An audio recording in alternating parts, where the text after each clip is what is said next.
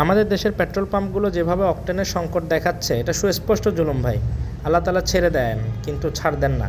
আজকে আপনি অকটেনের দাম বৃদ্ধি করেন, তাহলে দেখবেন যে কালকে থেকে প্রত্যেকটা পাম্পে তেল পাবেন, কোনো পাম্পে আর তেলের সংকট থাকবে না। এই যে দীর্ঘ লাইন, বাইকের লাইন, কারের লাইন, সবগুলো লাইন ধরে এখানে ঘন্টার পর ঘন্টা দাঁড়ায় থাকতেছে।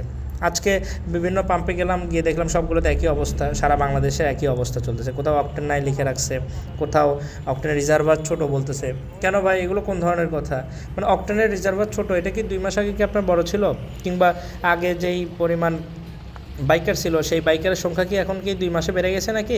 এতটাও তো বাড়ে নাই।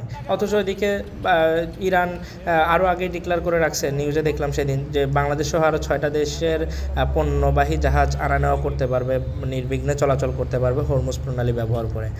তাহলে কোনো অসুবিধা হবে না। এদিকে আমরা দেখতেছি যে আমাদের দেশে পর্যাপ্ত পরিমাণে জ্বালানি আসতেছে, কিন্তু পেট্রোল পাম্পের মালিকরা এই ইরান ইসরায়েল যুদ্ধটাকে ইস্যু করে তারা একটা পায়তারা করতেছে, তারা একটা সুযোগ খুঁজতেছে যাতে করে তেলের দামটা বাড়ানো যায়, বৃদ্ধি করা যায় অকারণে এই সুযোগে।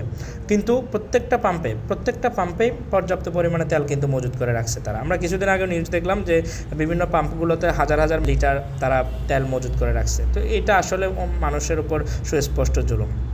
আর বাইকার ভাইদেরও দোষ আছে, কিছু কিছু অনৈতিক বাইকার তারা তেল মজুত করতেছে, সেগুলো আবার ফেসবুকে পাবলিশ করতেছে। এগুলো দেখে আবার পাম্প মালিকরা মনে করতেছে প্রত্যেকে হয়তো এই কাজটা করতেছে, এই জন্য তারা এখনও পর্যন্ত রেশনাল সিস্টেমটা বহাল রেখে দিছে। তো আমাদের দিন শেষে একটাই চাওয়া, আমাদের দেশের জ্বালানি সংকট দ্রুত নিরসন হোক, বিশ্বে দ্রুত শান্তি ফিরে আসুক। আল্লাহ তাআলা আমাদের সবাইকে হেফাজত করুন। আসসালামু আলাইকুম।